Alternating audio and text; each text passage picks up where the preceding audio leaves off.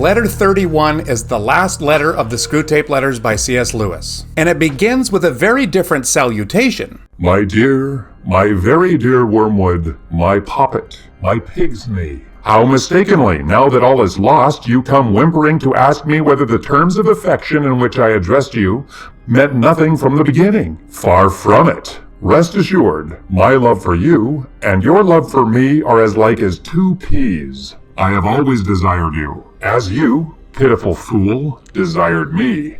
The difference is that I am stronger. I think they will give you to me now, or a bit of you. Love you? Why, yes. As dainty as a morsel as ever I grew fat on. Apparently, there has been some kind of setback with Wormwood's task to turn the patient away from heaven. It's bad enough that Wormwood is looking to his uncle for protection from the consequences of his failure. Screwtape is not interested in helping his nephew. You have let a soul slip through your fingers. The howl of sharpened famine for that lost re-echoes at this moment through all the levels of the kingdom of noise, down to the very throne itself. Remember, in hell, relationships are grounded in competition. You eat or you are eaten. You can see the demonic influence in our world as well, where competition forms the basis of all kinds of relationships. We're not talking about the good kind of competition that you see in sports. This is the kind of competition where people are consumed for the sustenance of others. We see this in some marriages, and broader families, and friendships. And we see it in big ways like human trafficking or slavery or scammers. And multinational corporations with their environmental destruction, land grabbing, exploitation of cheap labor, tax evasion, and supply chain control. This is a hellish system in which people and the environment are consumed for profit. It makes me mad to think of it. Screwtape is also mad. It makes me mad to think of it. How well I know what happened at the instant when they snatched him from you. There was a sudden clearing of his eyes, was there not? And he saw you for the first time, and recognized the part you had had in him, and knew that you had it no longer. Just think, and let it be the beginning of your agony. What he felt at that moment, as if a scab had fallen from an old sore, as if he were emerging from a hideous shell-like tetter, as if he shuffled off for good and all a defiled, wet, clinging garment. By hell, it is miserable enough to see them in their mortal days taking off dirtied and uncomfortable clothes and splashing in hot water and giving little grunts of pleasure, stretching their eased limbs. What then of this final stripping, this complete cleansing? Did Screwtape just accidentally sacramentalize bath time? Not in the sense that bath time is a sacrament, a sacred sign, but sacramental, an everyday physical event that can point to spiritual realities. Think of this every time you take a bath. The more one thinks about it, the worse it becomes. He got through so easily. No gradual misgivings, no doctor's sentence, no nursing home, no operating theater, no false hopes of life, sheer instantaneous liberation. One moment it seemed to be all our world. The scream of bombs, the fall of houses, the stink and taste of high explosive on the lips and in the lungs, the feet burning with weariness, the heart cold with horrors, the brain reeling, the legs aching. The next moment all this was gone like a bad dream, never again to be of any account. The devils seemed to be in complete control of the patient's life. He was in the middle of the Blitz. Bombs were falling on London, and the patient was apparently performing his duties as an air raid warden or an ambulance driver or whatever, and it seems as if he was hit by a bomb or a collapsed house, and yeah, he died. Practically instantly. And wouldn't we normally look at a death like this as a tragic, unfortunate event? From hell's perspective, it was the worst way to go. And if they think it's bad, well, it must be good. This is an inversion of how we usually think of things. Defeated, outmaneuvered fool. Did you mark how naturally, as if he'd been born for it, the earthbound vermin entered the new life? How all his doubts became, in the twinkling of an eye, ridiculous. I know what this creature was saying to itself.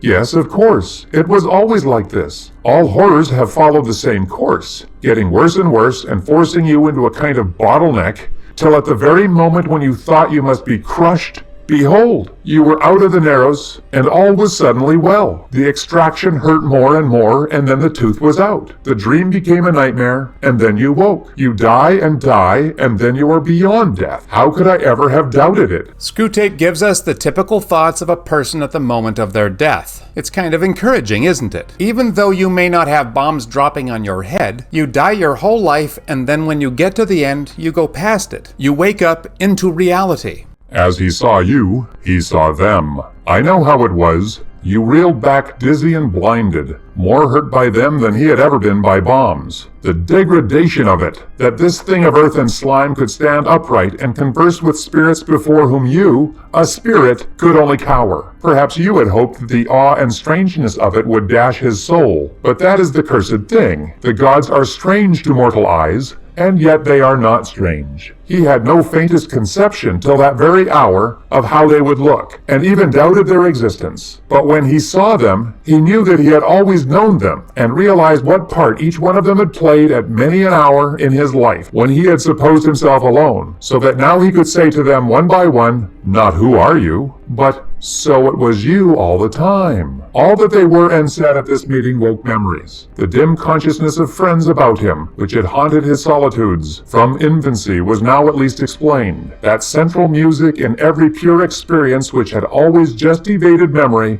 was now at last recovered. Recognition made him free of their company almost before the limbs of his corpse became quiet. Only you were left outside. The patient meets angels. They've been with him all his life. I love how he's not mystified by all of a sudden seeing a bunch of angels right there in front of him. They are familiar, and now he knows that they have been with him all along. As we've read through these letters, we became aware of all this demonic activity in our life, and perhaps we found that a little overwhelming. But while all that is going on, the angelic forces are also actively engaged in the patient's life as well. That's encouraging, isn't it? Angels were never discussed because Wormwood never asked about them. Maybe he wasn't aware of them. Screwtape probably doesn't like to write about angels. He saw not only them, he saw him, this animal. This thing begotten in a bed could look on him. What is blinding, suffocating fire to you is now cool light to him. It is clarity itself, and wears the form of a man. You would like, if you could, to interpret the patient's prostration in the presence, his self-abhorrence and utter knowledge of his sins. Yes, Wormwood, a clearer knowledge even than yours, on the analogy of your own choking and paralyzing sensations when you encounter the deadly air that breathes from the heart of heaven. But it's all nonsense. Pains he may still have to encounter, but they embrace those pains. They would not barter them for any earthly pleasure. All the delights of sense or heart or intellect with which you could have tempted him, even the delights of virtue itself, now seem to him in comparison as the half-nauseous attractions of a rattled harlot would seem to a man who hears that his true beloved, whom he has loved all his life, and whom he had believed to be dead, is alive, and even now at his door. He is caught up into that world where pain and pleasure take on transfinite values, and all our arithmetic is dismayed. The patient sees Jesus. Screwtape is disgusted that disgusting half-spiritual creatures like us are allowed in the Lord's presence. When the patient falls on his knees before Jesus, it's not because of pain and fear, as Wormwood supposes, but awe. Pains become insignificant, and delights do too, compared to the joy of being there in Jesus' presence. The categories of pain and pleasure no longer really apply.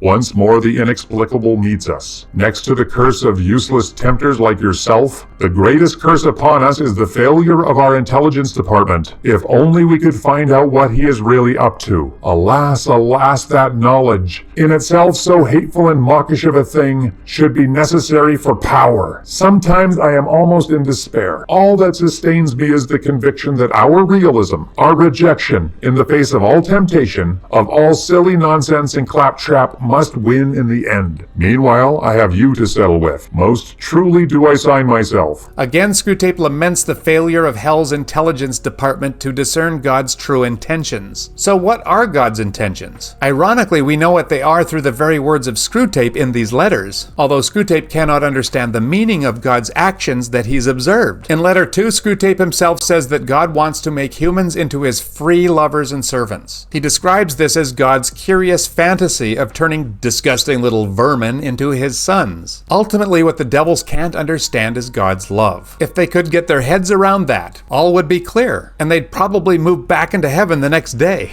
The devil's bafflement over God's love is a recurring theme in this book. They can't understand unconditional love. And because they can't understand it, from the demonic perspective, all relationships must be based on competition and ultimately on consumption. In other words, hell. Screwtape's closing reinforces this point. Your increasingly and ravenously affectionate uncle, Screwtape.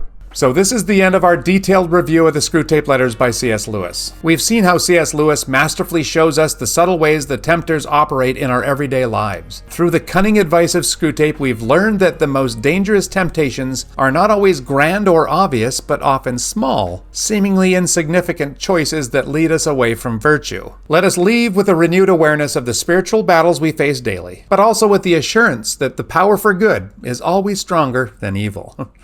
Thank you, and we'll see you next time.